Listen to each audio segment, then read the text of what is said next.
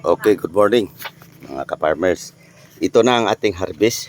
Ika-apat na harvest sa ating atsal.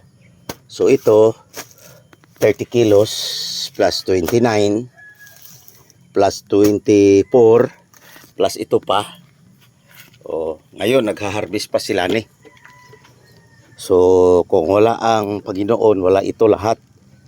So nandyan pa sila ni. Siya lang ang nag-harvest. Kasi siya lang ang nag-harvest. Ay ako nag-installer ako ng ampalaya. Ito na ang ampalaya. So clearing na ang ating kamatis, pero ang ating clearing na. So ngayon ampalaya na naman ang kasunod. Dito na ang ampalaya natin.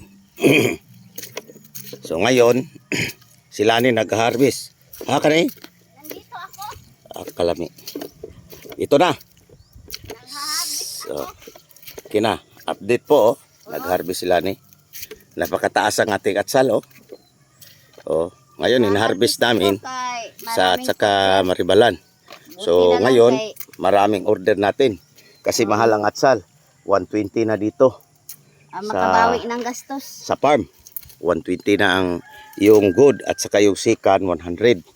So ito na guys. Para ito Tupong sa mga nila ni ang atsal. estudyante. Tupong.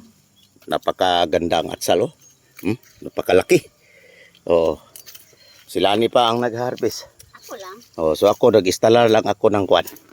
Ampalaya namin. Ito na ang ampalaya. Dalawang lata ito. 300 plus 390 sa puno. Kaya nag-umpisa na naggapang.